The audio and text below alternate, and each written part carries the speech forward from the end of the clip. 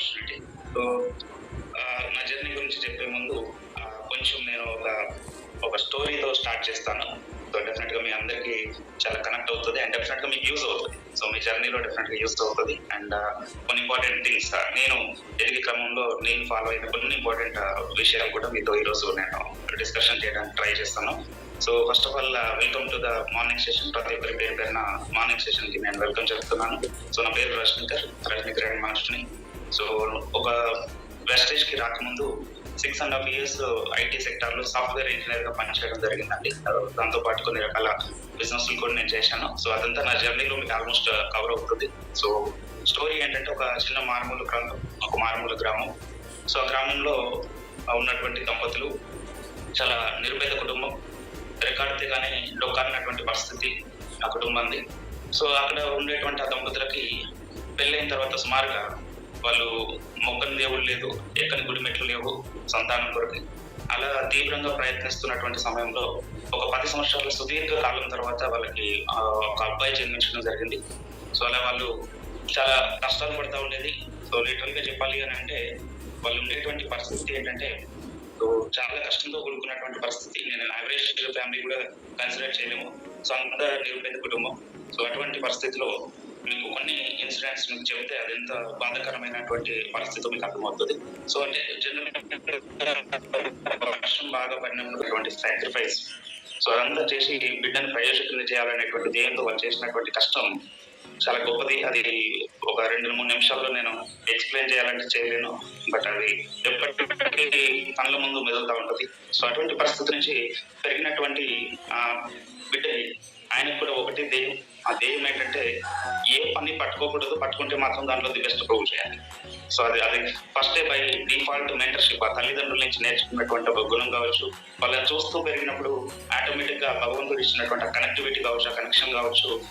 So అతని లోపల కూడా ఒక కషి, ఒక పట్టుదల ఒకటి స్టార్ట్ అయిపోయింది. ఏంటంటే సో ఏది ఏమైనా మంచిది, ఎన్ని కష్టాలు వచ్చినా మంచిదే, ఎన్ని ఇబ్బందులు ఉన్నా మంచిదే, ఎన్ని ఆటంకాలు ఉన్నా మంచిదే, ఆ యొక్క బాధ కానీ ఆ యొక్క కష్టం కానీ మన ఫేస్ లో రిఫ్లెక్ట్ అవ్వకూడదు. సో ఇది ఆ యొక్క తల్లిదండ్రుల నుంచి ఆ మెంటర్షిప్ బై డిఫాల్ట్ వచ్చే మెంటర్షిప్. ప్రతి ఒక్కరికి తల్లిదండ్రులు బై డిఫాల్ట్ మెంటర్ గా ఉంటారు. సో వాళ్ళు తెలుసో తెలియకో వాళ్ళు చేసేటువంటి చాలా యాక్టివిటీస్ వీళ్ళు ఫాలో చేస్తూ ఉంటారు. అక్కడ మెంటర్ అనే పదం ఎవరు వాడరు, బట్ తల్లిదండ్రులు బై డిఫాల్ట్ మెంటర్షిప్ గా ఉంటారు చాలా మంది కదా, అఫ్కోర్స్ అందరికీ. సో అలా వాళ్ళ దగ్గర నుంచి నేర్చుకున్నటువంటి ఆ పోరాట ప్రతిమ కావచ్చు, ఎన్ని కష్టాలు ఉన్నటువంటి పరిస్థితి ఉన్నప్పటికీ కూడా అది ఫేస్ లో రిఫ్లెక్ట్ అవ్వకుండా ఉండడం కావచ్చు. నథింగ్ బట్ ఒక స్థిత ప్రజ్ఞత అంటారు. అంత గొప్ప పదం వాడచ్చు లేదో నాకు తెలియదు. బట్ ఆనందం వచ్చినా కూడా, దుఃఖం వచ్చినా, బాధ వచ్చినా కూడా అది ఫేస్ లో రిఫ్లెక్ట్ అవ్వకుండా సో ఒక స్టేబుల్ మైండ్ సెట్ ని, ఒక కన్సిస్టెంట్ మైండ్ సెట్ ని మెయింటైన్ చేయడం సో బై డిఫాల్ట్ నేర్చుకున్నటువంటి వాళ్ళ తల్లిదండ్రుల నుంచి.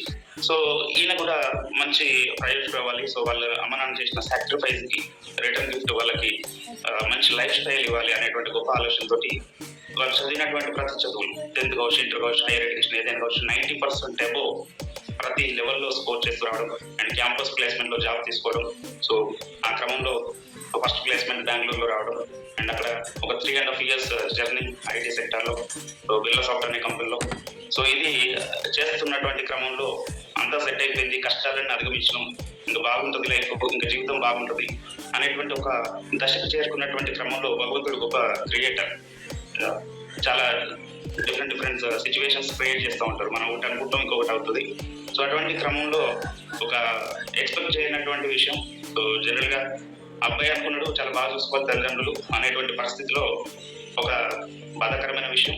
ఆ తల్లికి చిన్నప్పటి నుంచి అనారోగ్య సమస్యలు. సో అలా ఆయన చూసుకోవాలనేటువంటి పరిస్థితి వచ్చినప్పుడు, ఆయన చేయగలిగినటువంటి పరిస్థితి వచ్చినప్పుడు, ఆర్థికంగా అంతా సెటిల్ డౌన్ అయిపోయినాక ఇంకా చాలా బాగుంటుంది లైఫ్, ఇంకా అనుకున్న అన్ని నెరవేరినాయి అనేటువంటి సందర్భంలో ఆ తల్లిని దూరం చేయడం జరిగింది.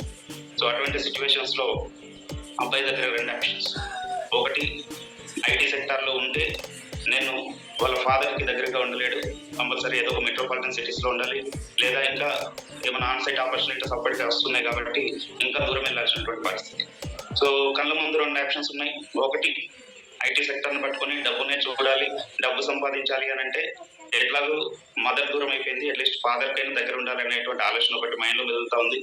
రెండవది అక్కడికి వెళ్తే మరి నాకు ఉన్నటువంటి ఎక్స్పీరియన్స్ కావచ్చు, నా ఎడ్యుకేషన్ కావచ్చు, వీటన్నిటిని వదిలిపెట్టి అక్కడికి వెళ్తే నేను లైఫ్ లో ఏం చేయను. ఇవి రెండు పాయింట్స్ మైండ్ లో మెదులుతా ఉంది. సో ఇప్పుడు నేను ఇప్పటిదాకా నేను చెప్పిన స్టోరీ అంతా ఇది నా స్టోరీనే అండి. సో అటువంటి ఒక మైండ్ సిచ్యువేషన్ లో, అటువంటి ఒక కన్ఫ్యూజన్ స్టేట్ ఆఫ్ మైండ్ లో నా మైండ్ మెజారిటీగా ఓటేసినటువంటి విషయం ఏంటంటే, ఏది ఏమైనా జరగని, సో అది ఎలా అయినా వెళ్ళని, డెఫినెట్ గా నా ఫాదర్ కి నేను దగ్గర ఉండాలి. సో ఎలాగో నేను మదర్ని అయితే చూసుకోలేకపోయినా అట్లీస్ట్ ఫాదర్ కి దగ్గరగా ఉండాలి, ఫాదర్ నేను చూసుకోవాలి, ఇటువంటి ఒక ఆలోచన ఎప్పటికీ మా మైండ్ లో మెదులుతా ఉండేది. సో అటువంటి క్రమంలో అక్కడి నుంచి బెంగళూరు నుంచి హైదరాబాద్ కి షిఫ్ట్ అయ్యాను. SCL company, first company builders of, second company SCL. So అక్కడ హైదరాబాద్ కి షిఫ్ట్ అయినాక అక్కడ నియర్లీ ఒక 3 years ఆఫ్ జర్నీ, 3 సంవత్సరాలు అక్కడ చేయడం జరిగింది. సో అక్కడ నుంచి నెక్స్ట్ ఇంకా అక్కడ ఉండే పరిస్థితి లేదు హైదరాబాద్ లో. నెక్స్ట్ మళ్ళీ వేరే ప్లేస్ కన్నా వెళ్ళాలి, లేదా నేను కంపెనీ అన్నా షిఫ్ట్ అవ్వాలి, హైదరాబాద్ లో ఉండాలి అంటే ఇంకా హైదరాబాద్ అయితే మాకు నియర్ బై ఉంటుంది, జస్ట్ ఒక 2-3 hours లో నేను ఇంటికి చేరుకోవాలి. సో నా మైండ్ సెట్ లో ఉంది, హైదరాబాద్ లో జాబ్ ఉంటే జాబ్ లో ఉండాలి, హైదరాబాద్ కాక ఇంకా మిగతా ఏ ఏరియాలో నాకు జాబ్ ఉన్నా కూడా ఈ జాబ్ నాకు అవసరం. సో ఇటువంటి ఒక ఆలోచన చేస్తున్నటువంటి క్రమంలో సో నేను అప్పటికే కొంచెం డిఫరెంట్ బిజినెస్ లలో ఇన్వాల్వ్ అయి ఉన్నాను. సో నేనంటే సాఫ్ట్వేర్ ఇంజనీర్ గా వర్క్ చేసేటప్పుడు షిప్పింగ్ ఏజెన్సీలో నేను పార్ట్ టైం గా సో ఒక పోర్ట్ఫోలియో క్రియేట్ చేసుకుని దాంట్లో ఇన్వెస్ట్మెంట్ చేసేది. సో ఐస్పై షిప్పింగ్ ఏజెన్సీ అని ఒక పెద్ద ఆర్గనైజేషన్ అప్పటికే స్థాపించడం జరిగింది. దాంట్లో ఒక 2 పార్ట్నర్స్ తోటి నేను బిజినెస్ చేసేది. ఈ అబ్రాడ్ కి కొన్ని కంట్రీస్ కి ఫ్లైట్ బుకింగ్స్, కంటైనర్ బుకింగ్స్, దాంట్లో జీడిపప్పు కానీ లేకపోతే ఇట్లాంటి కొన్ని ఐటమ్స్ మేము షిప్పింగ్ చేసేది. సో దాంట్లో చాలా హ్యూజ్ ఇన్కమ్ ఉండేది నాకు. యాక్చువల్గా ఈ సాఫ్ట్వేర్ ఇండస్ట్రీలో నాకు వచ్చే శాలరీ కంటే కూడా ఆ యొక్క బిజినెస్ లో నేను చాలా ఎక్కువ సంపాదించాను. సో ఒకనొక టైంలో ఒకనొక సిచ్యువేషన్ లో ఎట్లుంది అంటే, నాకు తెలిసి చాలా చిన్న ఏజ్ అప్పటికి. సో అప్పుడప్పుడే ఎంటర్ అయ్యాను నేను ఐటీ సెక్టార్ కి. ఎంటర్ అయ్యి 3 years ఏమో అవుతుంది.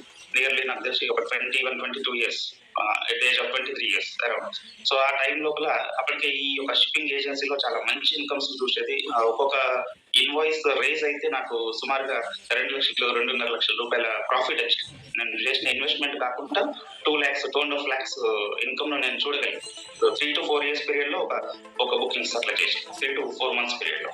సో అట్లా నాకు ఇయర్ అని చూసుకుంటే సుమారు 10 నుంచి 12 లక్షల రూపాయలు ఈజీగా నేను ఈ షిప్పింగ్ ఏజెన్సీలోనే సంపాదించాను. సో అటువంటి టైంలో నాకు ఉండేటువంటి అప్పుడు ఒక చిన్న ఫ్యాషన్ ప్లస్ బండి ఉండేది, బ్లూ కలర్ బైక్. సో మీరు నమ్మరు, అంతగా డబ్బు చూడగలిగింది ఆ టైంలో. ఎట్లా తీసుకెళ్ళలేదంటే ఆ డబ్బు కట్టల బెండల్ని ఫ్యాషన్ ప్లస్ బండి ఆ ట్యాంక్ కవర్ లో పెట్టుకొని, జనరల్ ఎవరు డబ్బును అట్లా తీసుకెళ్ళి ఉంటారు నాకు తెలిసి. సో సింపుల్ గా ఒక 5-6 కట్టలు సుమారుగా 3 లక్షలు, 4 లక్షల రూపాయలు అట్లా ట్యాంక్ కవర్ లో పెట్టుకునే లేదు. సో అంత హెవీగా డబ్బును ఆ టైంలో చూడగలిగాను. సో దాని తర్వాత వచ్చినటువంటి కొన్ని ఆటంకాలు కావచ్చు, కొన్ని కష్టాలు కావచ్చు. సో అక్కడ ఐటీ సెక్టర్ నేను ఫుల్ టైం అంటే ఆన్ సైట్ డైరెక్ట్ కంపెనీకి టచ్ అయి ఉంటూ చేసేటువంటి యాక్టివిటీస్ ని మెల్లమెల్లిగా క్లోజ్ అవుతూ, సో నాకున్న పరిచయాలతోటి ఆఫ్లైన్ లో కొన్ని ప్రాజెక్టులు చేయడం స్టార్ట్ చేసిన.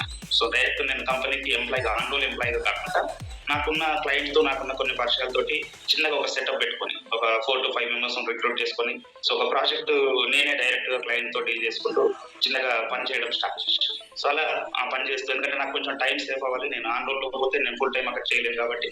సో అటువంటి సిచ్యువేషన్ లో సో కొన్ని రకాల ప్రాజెక్ట్స్ చేసుకుంటూ అప్పటికే ఇక స్టోర్ కింగ్ అనేటువంటి ఒక రిటైల్ కంపెనీ, సో అది startup company, Bengaluru based company. So దాన్ని ఫస్ట్ టైం తెలంగాణకి తీసుకురావడం జరిగింది. సో దాంట్లో బెస్ట్ అచీవ్మెంట్ అవార్డు నాకు రావడం జరిగింది. ఎందుకంటే స్క్రాచ్ లో నుంచి 0 level నుంచి దాన్ని డెవలప్ చేయడం జరిగింది. దాన్ని డెవలప్ అయితే చేసినాం, మా కంపెనీ మంచి పొజిషన్ అయితే తీసుకెళ్ళగలిగినాం. కానీ ఆ కంపెనీలో చేయడం ద్వారా నాకు సుమారుగా 4 నుంచి 5 లక్షలు మైనస్ లో ఉంది. సో అంటే ఆ డెఫిసిట్ లోకి వెళ్ళిన వర్క్ బాగా చేసినాం, డెడికేటెడ్ గా చేసినాం, కమిటెడ్ గా చేసినాం. బట్ నాకు డబ్బు రావాల్సింది పోయి నా దగ్గర ఉన్న డబ్బు రిటర్న్ పోయింది. సో లాస్ట్ అయిపోయినా, నష్టపోయినా. సో అటువంటి సమయంలో వరంగల్ ఓల్డ్ డిస్ట్రిక్ట్ కి నేను డిస్ట్రిబ్యూటర్ గా ఉండేది యాప్స్ట్రైలియా అనేటువంటి కంపెనీలో. యాప్స్ట్రైలియా అనే కంపెనీ ఏంటంటే, మీరు ఏదైనా మొబైల్ పర్చేజ్ చేసినప్పుడు ఆ మొబైల్ తో పాటు మీకు కొన్ని ప్యాకేజెస్ ఇస్తారు. అంటే మీరు అది కింద పడి పలిగిపోయినా, వాటర్ లో పడిపోయినా, లేదా థెఫ్ట్ అయినా, లేదా ఏదైనా హెవీ మంటలు అట్లా వచ్చి అది పేలిపోయినా కూడా, ఇటువంటి ఏదైనా జరిగినప్పుడు మీకు ఇన్సూరెన్స్ క్లెయిమ్ అవుతుంది. సో అది దాన్ని ఇచ్చేటువంటి ఆ యొక్క కంపెనీ పేరు యాప్స్ట్రైల్. దానికి నేను ఓల్డ్ వరంగల్ డిస్ట్రిక్ట్ కి మెయిన్ డిస్ట్రిబ్యూటర్ గా వ్యవహరించాను. సో ఆ కంపెనీలో కూడా చాలా డెడికేటెడ్ గా, చాలా కమిటెడ్ గా పనిచేసాం. బట్ మన మైండ్ సెట్ కి దానికి వర్కౌట్ అవ్వలేదు. ఎందుకంటే ఆ కంపెనీ మైండ్ సెట్ ఎలా ఉంటుందంటే, ఒక 10 నుంచి 20 క్లెయిమ్స్ వస్తే దానిలో 1-2 క్లెయిమ్స్ యాక్సెప్ట్ చేయాలి, 18 క్లెయిమ్స్ ఏదో ఒక రీజన్ పెట్టి క్యాన్సిల్ పెట్టుకోవాలి. ఎందుకంటే వీటి డబ్బు ఇవ్వడానికి సుముఖంగా ఉండడు. బట్ మన మైండ్ సెట్ ఏంటి, ఒక నిజంగా అన్యాయం జరిగిన వ్యక్తికి న్యాయం జరగలేదు మన మైండ్ సెట్. సో ఈ మైండ్ సెట్ మిస్ మ్యాచ్ వల్ల సో ఆ కంపెనీ సుమారుగా 6 లక్షల రూపాయలు నేను పర్సనల్ గా పే చేయడం జరిగింది. సో నేను అక్కడ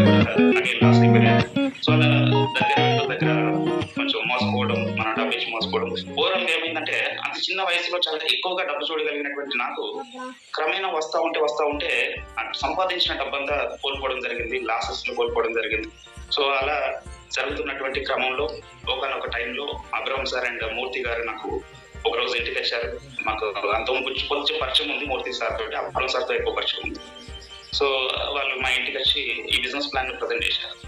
సో, అప్పటికే యాంబే కంపెనీ గురించి తెలుసు. కొన్ని రకాల మీటింగ్స్ ఉన్నాం. అందులో కొంత ప్రొడక్ట్ వాడినాం. బట్ అంత సీరియస్‌గా బిజినెస్ అయితే తీసుకోలేదు యాంబేను.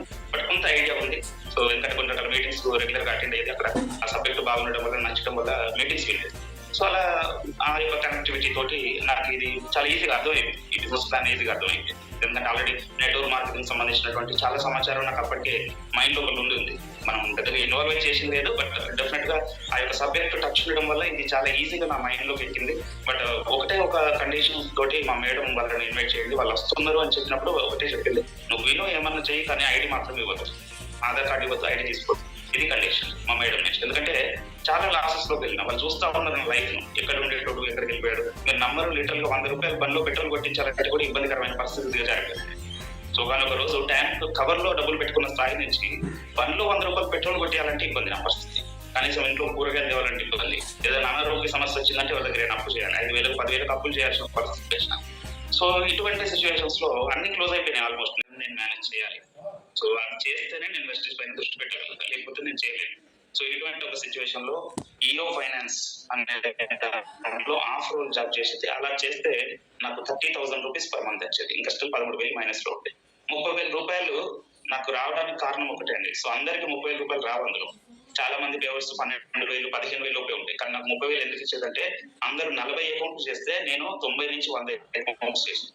అందరూ 40 మంది కస్టమర్స్ దగ్గర పోయి కలెక్షన్ చేస్తే నేను 90 నుంచి 100 మంది దగ్గరికి వెళ్ళి కలెక్షన్ చేశాను. సో ఇటువంటి ఒక టాస్క్ తీసుకొని సో అలా దాంట్లో వచ్చేటువంటి ఇన్కమ్ ని రొటేట్ చేసుకుంటూ సో మెల్లిమెల్లిగా వెస్టేజ్ లో నిదానంగా కొంచెం టైం పెంచుకుంటూ చాలా జర్నీ స్టార్ట్ చేశాను. మొదటి నెల చెక్ ₹342 స్టార్ట్ అయింది జర్నీ. సో 2 నెలలకు వెళ్ళేసరికి ₹18,062. కానీ మీరు ఒకసారి ఇమాజిన్ చేయండి, ఒక ఆర్డినరీ పర్సన్ ఎక్కడ ఎటువంటి బిజినెస్ లలో కానీ ఎటువంటి పెద్ద పెద్ద ప్రొఫెషన్లలో కానీ ఇన్వాల్వ్ ఉన్నటువంటి వ్యక్తులే వెస్టేజ్ కంపెనీ పట్టుకొని పనిచేస్తూ ఉంటే చాలా రిజెక్షన్స్ వస్తాయి.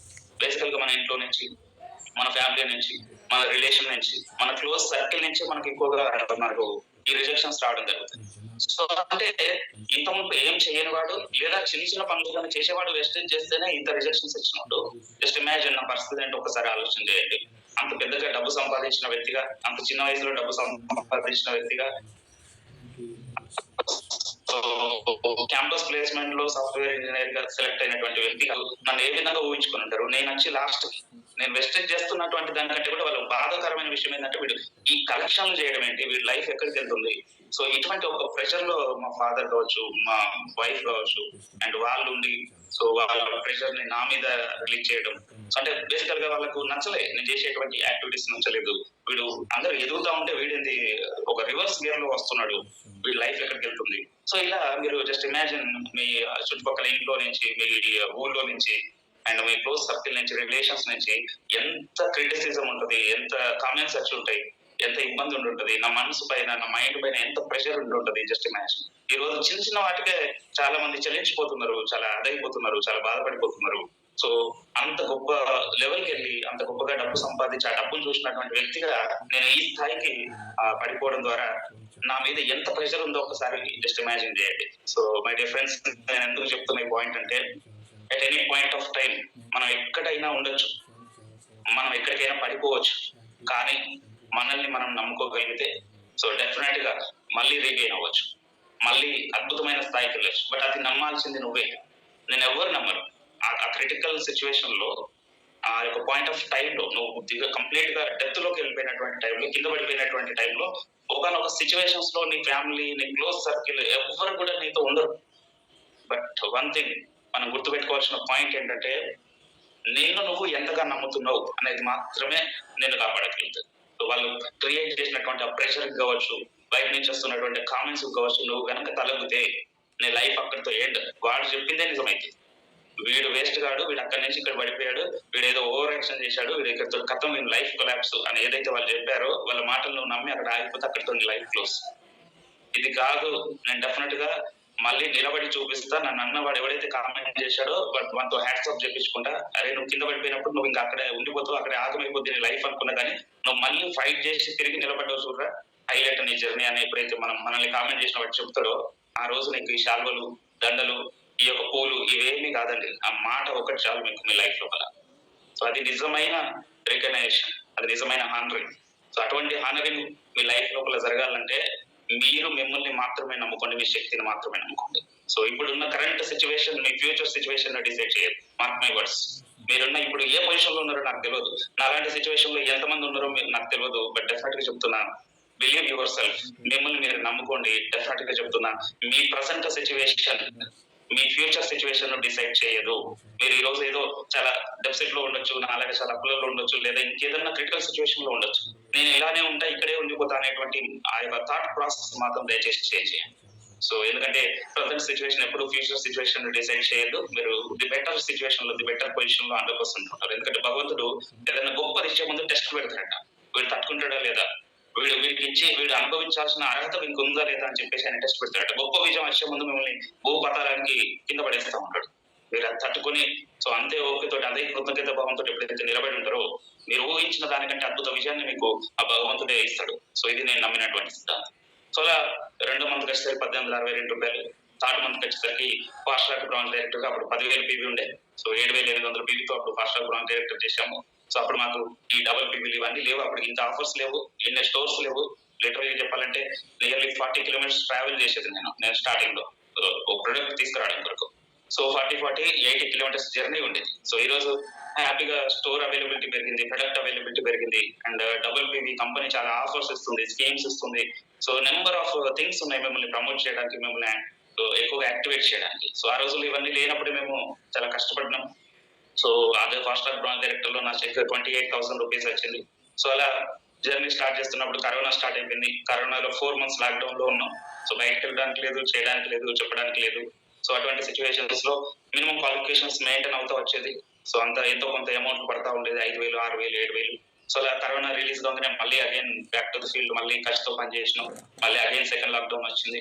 ఇలా ఒక జర్నీ కంటిన్యూ అవుతున్నట్టు క్రమంలో 9th month or 10th month, నాకు అంత కరెక్ట్ గుర్తులేదు, 9th or 10th month life time car fund achieve అవ్వడం జరిగింది. సో ఆ life time car fund achieve అయిన తర్వాత నేను క్రెటా కార్ బుక్ చేయడం జరిగింది. సో నేను ఏ షోరూమ్కి వెళ్ళలేదు, ఏ కార్ చూడలేదు.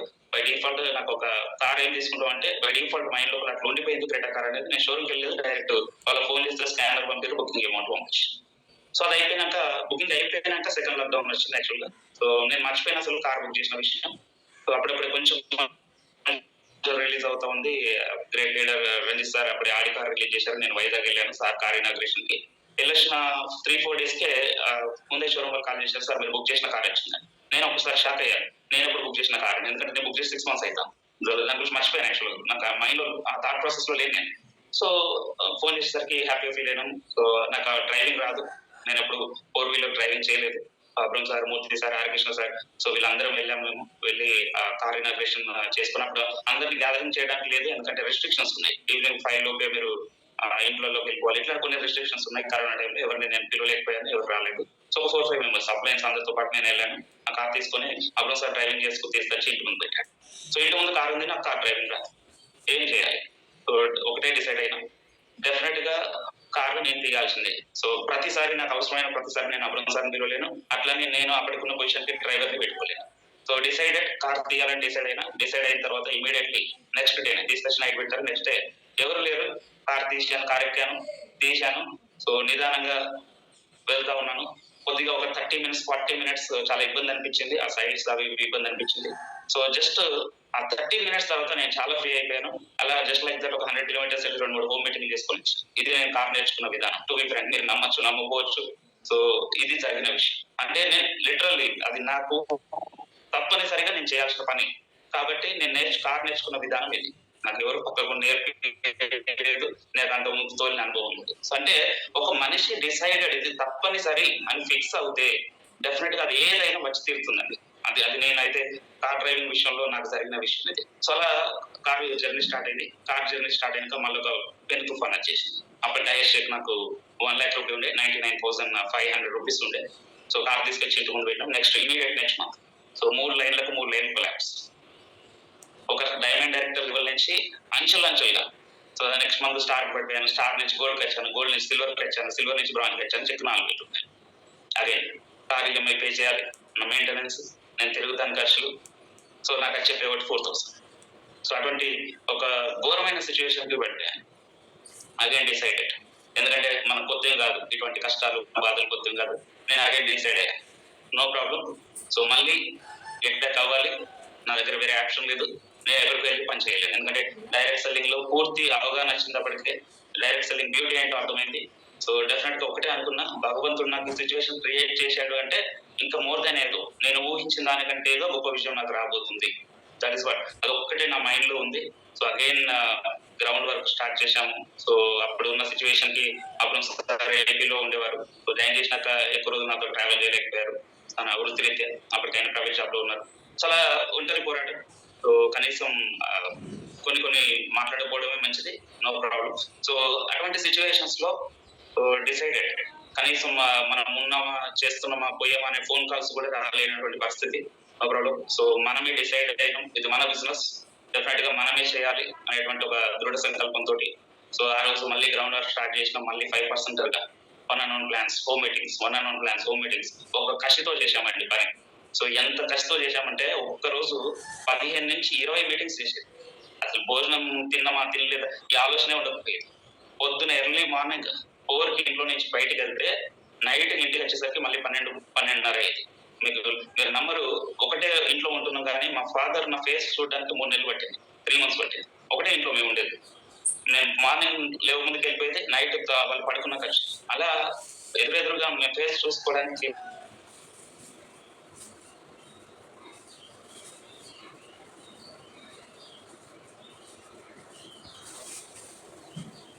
సో అట్లా సో నియర్లీ ఒక 5 to 6 months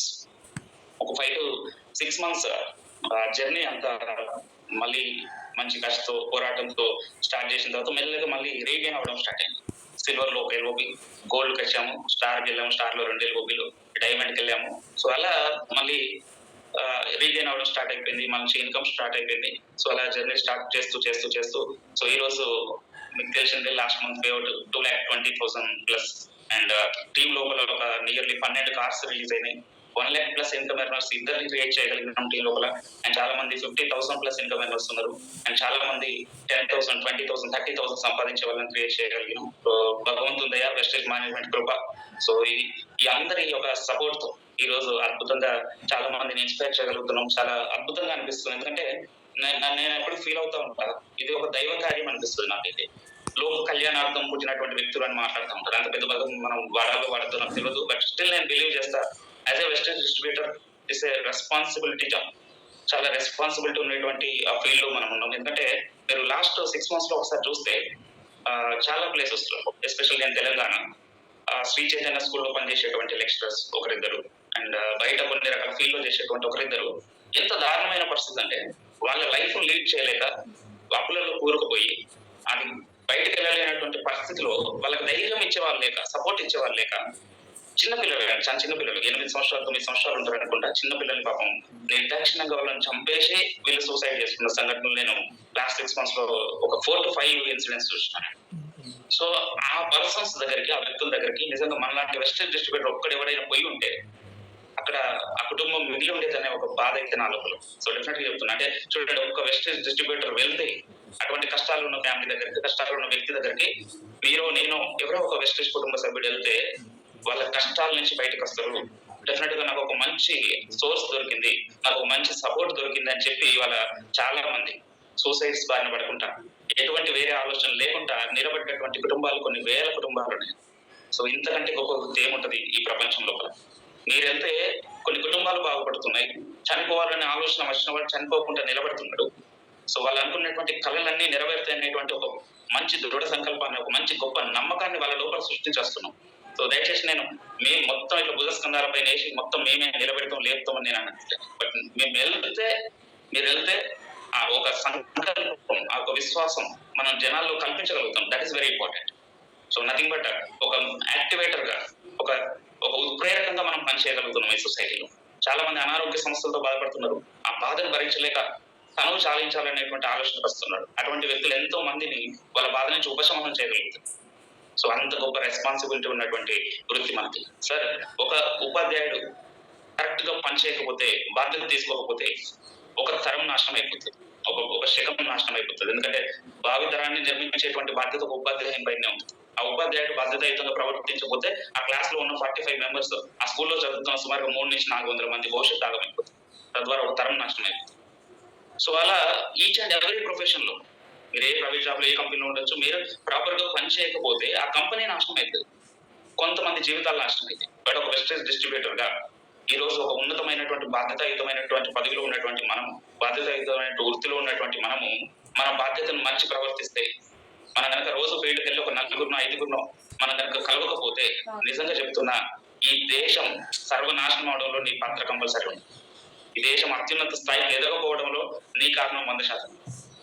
సార్, ఒక ఉపాధ్యాయుడు ఒక తరం వరకే, ఒక ప్రైవేట్ ఎంప్లాయీ ఒక కంపెనీ వరకే. బట్ ఒక వెస్టేజ్ డిస్ట్రిబ్యూటర్ తన బాధ్యతను మర్చి ప్రవర్తిస్తే ఈ దేశమే నాశనం అయ్యేటువంటి పరిస్థితి వస్తుంది. సో చాలా మందికి ఒక సంకల్పాన్ని, ఒక విశ్వాసాన్ని కల్పించేటువంటి గొప్ప వృత్తిలో మనల్ని ఉంచాడు దేవుడు. సో మనం ఏ రోజు ఏ జన్మలో చేసుకున్న పుణ్యం నాకైతే తెలియదు, కానీ ఇంత గొప్ప వృత్తిలో మనం ఉన్నాం. ఈ రోజు మనం చూసుకుంటూ, మన టెస్ట్ మనీ చెప్పుకుంటూ, మీరందరూ కూడా చాలా మంది మీకు తెలియకుండానే మీరు ఎక్కడెక్కడ యూజ్ చేయబడుతున్నారు. సో మీకు తెలియకుండానే చాలా ప్లేసెస్ లలో మీరు ఉపయోగించబడుతున్నారు. మీ టెస్ట్ మనీ చెప్తున్నారు, మీ వీడియో చూపిస్తున్నారు, మీ చెక్ చూపిస్తున్నారు. ఎంత ఎంత అదృష్టం ఒక్కసారి ఊహించండి. మీకు తెలియకుండానే కొన్ని వేల మందికి మీరు ఇన్స్పిరేషన్ అవుతున్నారు. కొన్ని వేల మందిలో ఒక నమ్మకాన్ని, ఒక సంకల్పాన్ని మీరు సృష్టించగలుగుతున్నారు. సో ఇటువంటి ఒక గొప్ప వృత్తిలో మీరు ఉన్నారు. దయచేసి బాధ్యతను మీరు ఎప్పటికైనా సో తెలుసుకొని డెఫినెట్ గా ది బెస్ట్ పర్ఫార్మెన్స్ ఇస్తారని ఆశిస్తున్నా. అండ్ కొన్ని ఇంపార్టెంట్ పాయింట్స్ నేను చెప్పి వైండప్ చేస్తాను సెషన్. సో దీంట్లో మేజర్ గా నేను నమ్మినటువంటి కొన్ని సిద్ధాంతాలు, నేను నేర్చుకున్నటువంటి కొన్ని పాయింట్స్ మీకు షేర్ చేస్తాను. So appliance, mentorship and wastage management ఎంతైతే కృతజ్ఞతతో ఉన్నానో, అగైన్ నేను ఒక రెండు బుక్స్ అంతే కృతజ్ఞతతో ఉంటాను. ఆ బుక్స్ మీకు చూపిస్తాను నేను, ఒకసారి మీరు చూసే ప్రయత్నం చేయండి. సో ఇది one of the favourite book అండి. మీకు మీరేం చెప్పుకోవాలి. So this is one of the favourite book నాకు. మీకు మీరేం చెప్పుకోవాలి. అండ్ మీ సుప్త చేతనాత్మక మనసుకున్న శక్తి, subconscious minding. English version the power of subconscious mind, తెలుగులో మీ సుప్త చేతనాత్మక మనసుకున్న శక్తి. సో ఈ రెండు బుక్స్ నిజంగా చెప్తున్నా game changer. It's game changer in network marketing industry, not only in terms of direct selling industry. So definite గా రియల్ టైంలో, రియల్ లైఫ్ లోపల చాలా చేంజెస్ వస్తాయి. అంత గేమ్ చేంజర్ ఈ బుక్స్. సో చాలా యూజ్ అవుతాయి డెఫినెట్ గా, ఎస్పెషల్లీ నెట్వర్క్ మార్కెటింగ్ మీరు పెద్ద హ్యూజ్ టీమ్ చేయడానికి ఇది వండర్ఫుల్ గా యూజ్ అయ్యేటువంటి బుక్స్ ఇవి. సో దీంట్లో నుంచి నేర్చుకున్న కొన్ని పాయింట్స్ నేను చెప్తాను. First point is being thankful. So మనం ప్రతి దానికి కృతజ్ఞత భావంతో ఉండడం చాలా ముఖ్యం. చాలా మంది ఎట్లా బిహేవ్ చేస్తారంటే, వాళ్ళకి వచ్చినటువంటి ఏదైనా ఒక ఆర్థికపరమైనటువంటి అంశాలు కావచ్చు, లేదంటే వాళ్ళకు ఉండేటువంటి ఏదైనా వెసులుబాటును వాళ్ళకి ఏదో హక్కు ఉన్నట్టు ఫీల్ అవుతూ ఉంటారు. సో నాకు ఇది హక్కు ఉంది కాబట్టి నాకు ఇది వచ్చింది, నాకు ఇది హక్కు ఉంది కాబట్టి నేను అనుభవిస్తున్నా, ఇటువంటి ఫీలింగ్ లో ఉంటారు. అంటే వాళ్ళు కనీసం దాన్ని థ్యాంక్స్ చెప్పే ప్రయత్నం చేయట్లేదు. So that is the biggest reason చాలా మంది ఎదగకపోవడానికి కారణం అదే.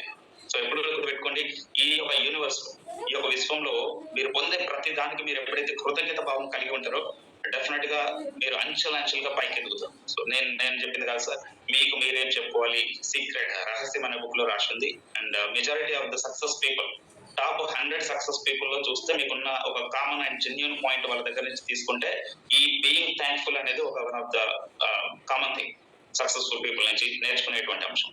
సో మనకు వచ్చేటువంటి ప్రతిదీ మనం ఎప్పుడైతే కృతజ్ఞత భావంతో ఉంటామో డెఫినెట్ గా మనకి ఇంకా భగవంతుడు ఆ కృతజ్ఞత చెప్పేటువంటి అవకాశాలు ఇంకా చాలా చాలా ఇస్తాడు. మన సైన్స్ ఆఫ్ మైండ్ సెట్ లో మంజునాథ్ సార్ అన్నారు, నువ్వు థ్యాంక్స్ చెబుతా పోతా ఉంటే నీ జీవితంలో ఇంకా థ్యాంక్స్ చెప్పేటువంటి అవకాశాలు ఇంకా చాలా కల్పిస్తాడు భగవంతుడు అని చెప్పాడు. ఎంత బ్యూటిఫుల్ స్టేట్మెంట్. సో నిజంగా entire science of mind set లో నాకు ఆ స్టేట్మెంట్ మైండ్ లో దిగిపోయింది. అంతే, మీరు థ్యాంక్స్ చెప్తా పోతా ఉంటే ఆ భగవంతుడు ఇంకా ఇంకా ఇంకా థ్యాంక్స్ చెప్పే అవకాశాలు మీకు ఇస్తారట. సో మీరు హ్యాపీగా కొన్ని లక్షల మంది కంటే బెటర్ పొజిషన్ లో ఉన్నాం. మనం రోజు 3 పూట్ల భోజనం చేయగలుగుతున్నాం, మంచి బట్టలు వేసుకోగలుగుతున్నాం, మంచి ఇల్లు ఉంది, ఒక ఎంతో కొంత బ్యాంక్ బ్యాలెన్స్ ఉంది. సో అందరిలాగా చాలా ఇబ్బందులలో, చాలా కఠినమైన పరిస్థితులలో మనం లేము. ఆరోగ్యం చాలా బ్రహ్మాండంగా ఉంది, అంగవైకల్యం అసలే లేదు. సో ఇన్ని బెటర్మెంట్స్ ఉన్నాయి. వీటన్నిటికి ఎప్పుడైనా థ్యాంక్స్ చెప్పే ప్రయత్నం మనం చేసినామా? సో ఇది మన దగ్గర ఉండేటువంటి లోపం. ఇది కూడా ఒక మానసిక రోగం లాంటిది. మనకున్న దానికి థ్యాంక్స్ చెప్పలేకపోవడం కూడా ఒక మానసిక రోగం. ఆ మానసిక రోగంతో బాధపడే వాళ్ళు చాలా మంది ఈ సమాజంలో. సో ప్రతి దానికి మన దగ్గర లేని దానికి అది లేదు ఇది లేదని ఎప్పుడు చూడు ఏడుపు పడబోగలేదు. అంతే తప్పితే మన దగ్గర ఉన్నదానికి ఎప్పుడు నువ్వు థ్యాంక్స్ చేయగలిగినావు, ఎప్పుడు నువ్వు కృతజ్ఞత చెప్పగలిగినావు. సో మన దగ్గర ఉన్నదాన్ని నువ్వు ఎప్పుడు గుర్తించగలిగినావు. సో ఇంతమంది కంటే బెటర్ పొజిషన్ లో ఉన్న నువ్వు రోజుకు ఒక్కసారి ఆ భగవంతుడికి, ఆ విశ్వానికి thank you God, thank you universe, నాకు ఎన్ని మంచి లక్షణాలు ఇచ్చినావు, నాకు ఇంత మంచి ఒక కుటుంబాన్ని ఇచ్చినావు, నాకు ఇంత మంచి జీవితాన్ని ఇచ్చినావు. సో ఎన్నో లక్షల మందికి లేనటువంటి 3 పూట్ల ఆహారాన్ని నాకు ఇవ్వగలిగినావు, మంచి ఇల్లు ఇవ్వగలిగినావు, మంచి వేసుకోవడానికి బట్టలు ఇవ్వగలిగినావు. సో ఇన్ని రకాల బ్లెస్సింగ్స్ నా పైన నువ్వు ఇచ్చినందుకు నేను కృతజ్ఞతతో ఉంటానని ఏ రోజైనా ఒక రోజు హార్ట్ఫుల్ గా చెప్పగలిగినాం. ఏది మనకి ఏదో రైట్స్ ఉన్నట్టు, హక్కు ఉన్నట్టు, నాకు హక్కు ఉంది కాబట్టి ఇది నాకు వస్తున్నట్టు, ఇటువంటి భావంలో ఉన్న వాళ్ళు దయచేసి చెప్తున్నా. సో మార్క్ మై వర్డ్స్, ఇది లైఫ్ లోపల మనం ఎదగడానికి అవ్వదు. At any point of time ఎక్కడికైనా వెళ్ళినా కూడా మనం ఏ స్థాయికి దిగజారిపోతామో, కింద పడిపోతామో కూడా తెలియదు. So this the first point, కృతజ్ఞత భావంతో ఉండడం, being thankful for everything. Me life లోపల వచ్చిన ప్రతి దానికి థ్యాంక్ఫుల్ గా ఉంటుంది.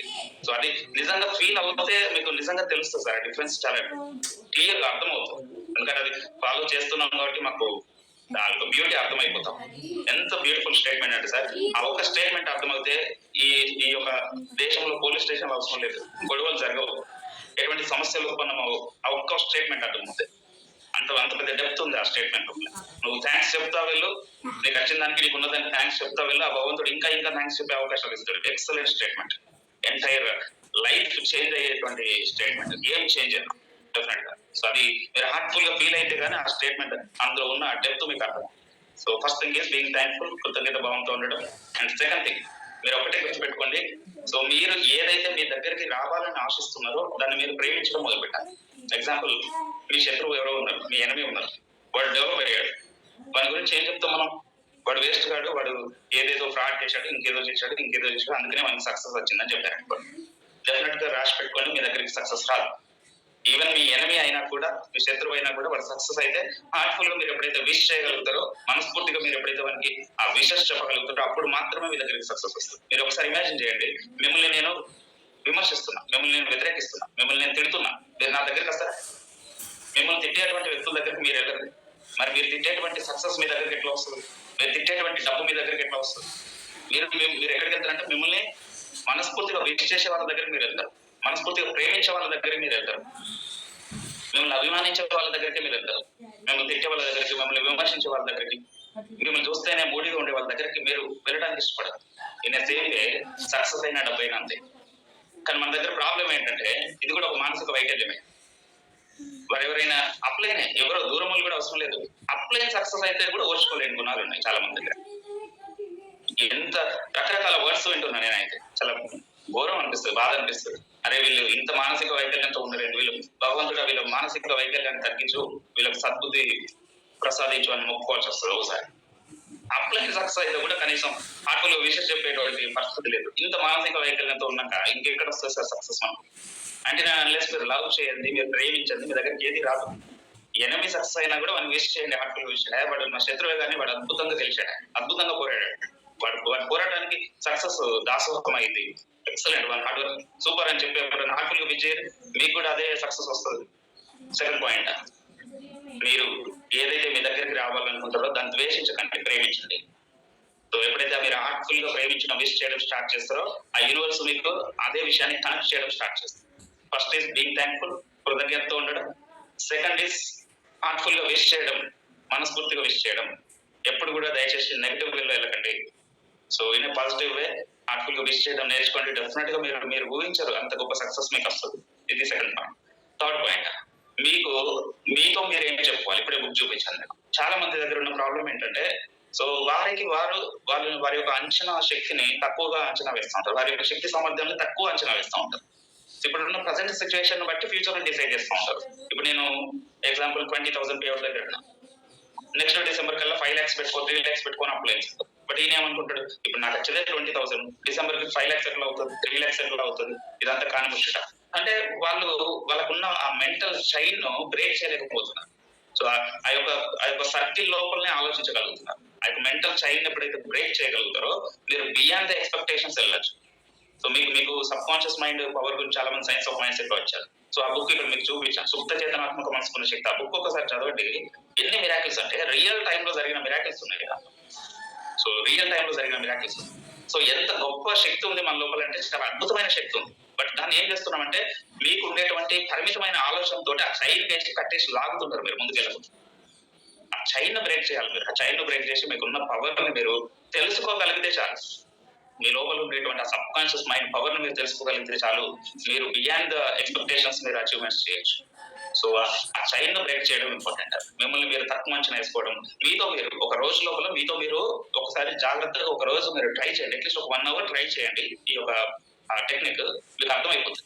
ఎన్నో వేల థాట్స్ వస్తూ ఉంటాయి. మనం ఒక దగ్గర ప్రశాంతంగా కూర్చుంటే కొన్ని వేల థాట్స్ వస్తూ ఉంటాయి. మీరు చూడండి, out of 100 thoughts 95% me thoughts అంతా నెగిటివ్ ఉంటుంది. ఇది మన వల్ల అవ్వదు, ఇది మనతోటి అవ్వదు, అది చేస్తే నేను ఓడిపోతానేమో, ఇది చేస్తే నేను ఫెయిల్ అవుతానేమో, ఇటువంటి థాట్ ప్రాసెస్ ఉంటుంది తప్పితే పాజిటివ్ థాట్ ప్రాసెస్ తక్కువ. 4 to 5 వస్తే ఎక్కువ అందులో. అందుకనే ఈ యొక్క ఫ్రీక్వెన్సీని మనం చేంజ్ చేయాలి. ఈ ఫ్రీక్వెన్సీని ఎప్పుడైతే చేంజ్ చేస్తామో ఆటోమేటిక్ గా మన రిజల్ట్ కూడా అర్థం. సో అందుకనే మీతో మీరు ఏం చెప్పుకోవాలనేది ఒక మేనిఫెస్టేషన్. సో మీ మైండ్ కి మీ థాట్స్ ను ఏ విధంగా పంపించాలి అనేది కూడా ఒక టెక్నిక్, ఒక మేనిఫెస్టేషన్ ప్రాసెస్ ఉంది. సో ఎప్పుడు మీరు పాజిటివ్ ఇండికేషన్స్ ఇస్తా ఉంటే మైండ్ కి డెఫినెట్ గా ఆ యొక్క సబ్ కాన్షియస్ మైండ్ కి కనెక్ట్ అవుతాం. సో మీతో మీరు మాట్లాడుకునేటువంటి ఆ స్క్రిప్ట్ రాసుకోవడం కూడా ఇంపార్టెంట్. ప్రజెంట్ టెన్స్ లో ఉండేటట్టు మాట్లాడాలి. మీరు ఏదైతే మీరు లాస్ట్ మంత్ నా చెక్ 2,22,000 సంథింగ్ పట్టింది. నేను ఆ మెసేజ్ నేర్లో పెట్టుకున్నా తెలుసు, కానీ నాకు మళ్ళీ నాకు నేనే ఫార్వర్డ్ చేస్తున్నాను. బ్యాంక్ నుంచి ఒక మెసేజ్ వస్తుంది, your account is credited so and so by wastage marketing provider. ఆ యొక్క అమౌంట్ ఏదైతే ఉందో దాని చివరిలో ఒక సున్నా పెట్టుకున్నాను.